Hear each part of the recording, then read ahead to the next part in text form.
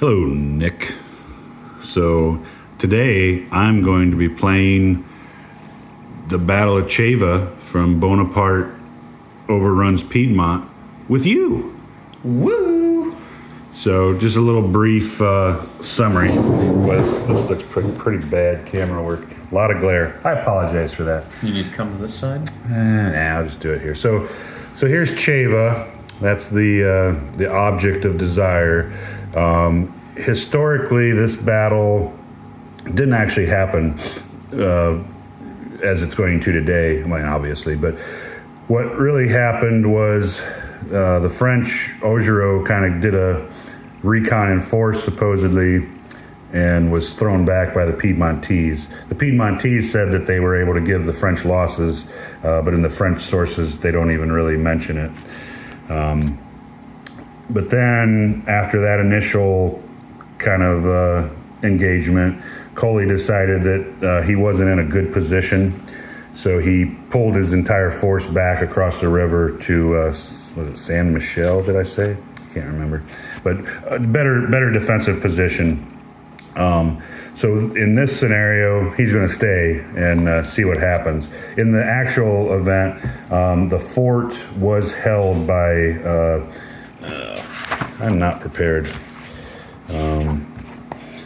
The fort was held by Count Tournefort, who refused to surrender, and then General Ruska from the French was impatient and did an unprepared assault against it and lost some guns and was going to do it again until Napoleon arrived and said, hey, wait for the siege engines. And so eventually it fell from that. But today we're going to play it where what happens if Coley stayed.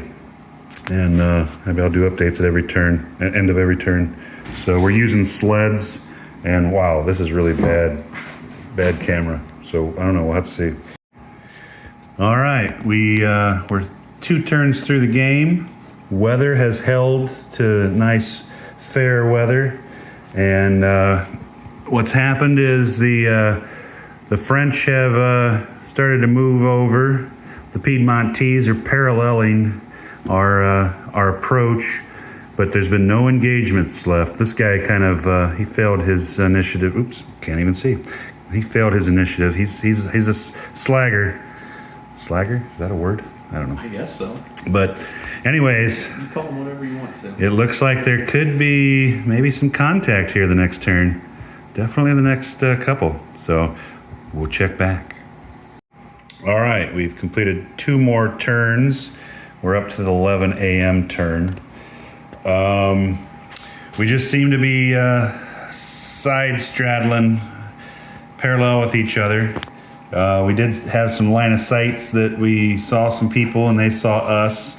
Had a little fright here. Augereau's march order was to this bridge hex side here, and he moved some people up, and Augereau attempted once to get out of march order and failed, but we came up just shy of that hex.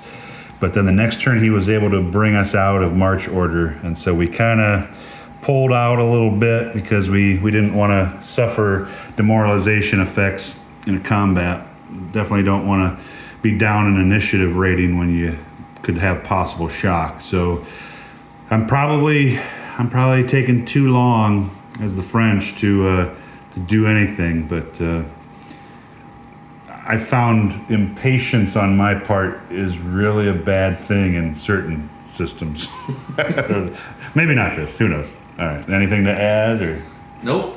Tell me your grand strategy so that it helps my attacks. I'm just, right now I'm paralleling you. I'm trying to just shadow what you do. We kind of talked about his options from the outset. Ceva's obviously kind of the victory point location that's worth the most, so he's obviously kind of taken the strategy of moving the main bulk of his forces down towards there, going for the victory location. My concern was that he was going to maybe try to hit me in other locations and pick me off one at a time as I tried to move down. These guys all have to use initiative to keep following this road to kind of join the rest of my crew, but having a leader or a commander is nice. These guys are all able to be in command when I want to move. So I've got a couple more guys that will kind of straggle in, but we'll see what happens. I don't really know what he's going to do. He kind of fell back. I thought maybe he was going to thrust up through here and try to hit me, but we'll see. All right. Till next time. So I believe the last time that we talked, fog had settled in, so that definitely slowed things down on the battlefield. And we got some normal reinforcements coming on in Stengel, his Cav Corps. He's making some progress, slightly slow. The horrible coalition player was able to get 2 alternate reinforcements. And the way that works when you're playing without the cards is you roll every turn, and if you roll a 2 or a 3, you get the next alternate reinforcement, and then your opponent rolls, and if he gets a 2 or 3, it delays him a turn. The first ones, which was Ojiro or Argento. They're too much the same. So these were actually delayed 1 turn, and it's slow going because of the fog. And then he just got alternate reinforcement number 2, which has Baloo and Sabetendorf, and they'll be piling up over here. The bad part is we're gonna use the negative VPs from the cards, so that could help me more than him because they're getting so slow. Well, you did. However, we have had some attacks going. We had some initial successes of the French. Argento had finally had enough and had pushed across the river here to take that hex. And we also had another successful combat here. But then the Piedmontese counterattacked, got a miracle retreat result on Ojiro's people, which then, when they knocked the unit that was here back, had no unzona controlled retreat path. So he's over here now. So things are getting bad for the French. Too much tight terrain. I should have planned something a little different, but we'll see. The weather has gone back to fair, so maybe that'll help the French. I doubt it, but what's your thoughts? I'm just kind of reactive to what you're doing at this point. I don't think my reinforcements are really going to have much bearing on the game. It's the fog affected their movement rates, I think, too much to get them in. I mean, we're 3 or 4 turns away from the end of the game. I mean, the best they're going to be able to do is maybe get to here somewhere. So I don't think they're going to really be able to do much. So it's all on the Piedmontese and Kali down here. He's been holding his own. We've pretty much consolidated his entire force, moving kind of from these fortified positions down here. So we're holding. We're doing okay. We threw Ojiro back, which was real nice. So yeah, we'll see how things go. This game combat system is interesting to me because it's all about getting around people and cutting off those retreat routes. And I have to remember that it's not about, the odds help, but you're mostly just going to force people back. So it's kind of being in those positions to, when you force them back, make sure that you can take them to the reduced units. Well stated. Laters. Back for the completion of the 4 p.m. turn. Disaster has struck. Ojiro has been decimated. 2 more guys have gone to the reduced pile. And that front there has just collapsed. However, we've got, Stengel showing up here with his Cav Corps. And Syrier just came on board with a last-ditch stab at Ceva, but because he didn't have to worry about Ojiro anymore, he's able to totally turn around and take care of that. So still tedious. I was very close to resigning, but I thought I got some big boys here. I want to have a little bit of fun before I die. So we'll see how it goes. I think I got lucky getting your guys that are over there. I had to have 2 combats before the combat that forced your retreat, and they both turned out good. So I had to basically roll 3 good combat rolls in a row, which I did. So, I mean, in hindsight, that's probably not. I think I got lucky. We just gotta hope for more alternate reinforcement VPs to show up. He's not even moving these because they won't even be able to get anywhere. That's great. I love it. Yeah, what's the point? All right. We have gentleman's agreement. We instead of having one turn of dusk, gentleman's agreement that we called off the hostilities for the night, and here's where it ended. I was very lucky having Ojero escape capture multiple times, and Surrier was able to sneak through the lines. They did yeoman's work at the end. I had a bunch of units that, well, not a bunch, but 3 units. Surrier brought 1 back, and Ojero brought 2 back. So it ended up being there was only 1 unit waiting to be recovered.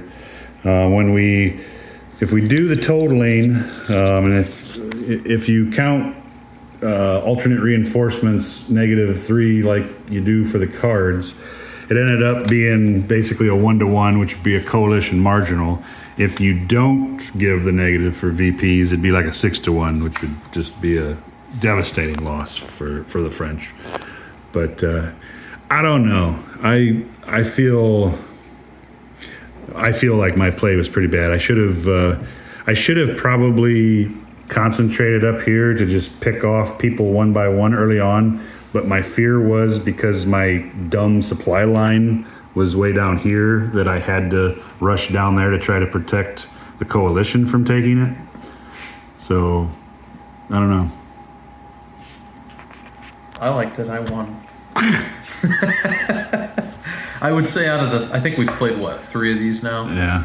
I would say out of the 3 that we've played, I thought the other 2 were more interesting situations, I think. Yeah. Maybe from the standpoint of they're a little more. This was more maneuver, I thought, up until we kind of clashed down here. But it could have been very different, like you said, if you attacked up here and started picking me off. Then I would have really struggled to divide my force between here and your units that came on late in the game from, who is this guy? Surrier. I mean, those are some heavy-powered units. Yeah. I mean, they really could have wreaked some havoc here. But I think it's imperative. The coalition, the Piedmontese, have to, that 5 victory points, you have to have Ceva. I mean, if you don't, there's no way. Yeah, if not for that supply source, I would have tried this strategy, but I feel like you would have just run a unit over there, taken it, and blocked my supply, and then I get the out of supply penalties, and even if I take ground, I fall back. I guess I would just concentrate on surrounding you to cause losses if I force you to retreat, but right. I don't know, just something about I don't want to be out of supply, and we had a short conversation about that. It just seems like the victory conditions maybe, I don't know that they fit this small scenario, you know? Yeah, I don't know. I feel like because the victory point determination formula is like the same for whatever battle you play, and I think I'd almost like a little more tailored each scenario. Yep. Like maybe I don't know. But I agree with that because I think, if you incentivize, historically, wasn't the guy holed up in here? after Coley left, there was like Tournefort that he refused to get out. Or, use if the French take a certain number of fortifications or something, something else to incentivize other than the one spot right here that everybody's focused on. And just the way the combat system works, I took out a pretty decent sized chunk of your force and they came back. So. You did, well, they're reduced. I do like that you have the ability to go through that procedure to bring units back. Yeah. You did great in cutting my retreat paths. I was pretty horrible at that. I don't know. Just I didn't concentrate enough on your flanks, and I didn't study the terrain good enough to plan whether this was a good place to be, and it wasn't. It's pretty rough up in here with all these creeks and the woods. But yeah, I enjoy it. We've always had fun playing these, and I do like that. The combat system annoys me because it's not attritional to a certain extent. It's just I like the attrition. I like being able to flip people and feel like I did something harmful to you, but it's different. It feels totally different. It definitely focuses and prioritizes maneuver and kind of where you're located and forcing those retreats. Yeah. So you got to kind of think a little bit differently. Maybe what I should have did was use my march order for Joubert and had him just go over and try to sit to hold the supply line, and then had Augereau concentrate on trying to pick off individual units. Maybe that would have been the better tact. But my worry from the beginning was you could have just ran over there because you would have beat me over there. Right. I mean, it would have maybe put you a little out of position, but I don't know. And things would have, the game would have been totally different if you focused and attacked here and I had these reinforcements. I had them relatively early. That would have then made that plan I think it would have been untenable then when I've got these guys then coming from another side. Right. Not good. They are so limited though I think there's a ford here. So I probably would have had to go and use that bridge or come across these fords and come down. But. Yeah, it's a good time as always. A good win. I don't know if you're going to want to play me anymore. It's just becoming like child's play. It's like you're playing with your food. I got a good run going right now. Yeah. Good streak. All right, so this will go in my Library of the Napoleonics playlist. I was contemplating whether I play this solo to try something different, but I think I probably won't. When I get around to the next time I play, I'll just do the next scenario. I can't remember what it is, Mondovi or maybe San Michel. Maybe Mondovi's the last one. I don't know. I did like the size of this though. It's manageable. Yeah. We played. How many turns is that? A decent 12 turns or something. So, it moved fairly quick and you're not overburdened with a lot of different formations and things. So from that standpoint, it was really nice having a leader that didn't have to worry about rolling. So yeah, that was Nick's first time with a commander. He's only had officers in the past. And I think you've got to. If you want to have any chance of holding Ceva with these guys coming in and, the different angles of attack that could potentially happen, you got to be able to do that. And then on the dusk turn, Kilmaine was supposed to come in here, and it's like, regardless of the situation, I don't see how that he would do anything. So I don't know if that's just for like the campaign game or what, but I don't know. It must be. Otherwise, I don't know why it would be there, because coming in on that last turn is not going to do anything. So I did find it interesting in a bad, not in a good way, how I was rusty on the rules in certain aspects already, and it hasn't even been that long since I played. I was not happy with my brain. So, all right, well, that's it. I guess we'll see you later. Bye.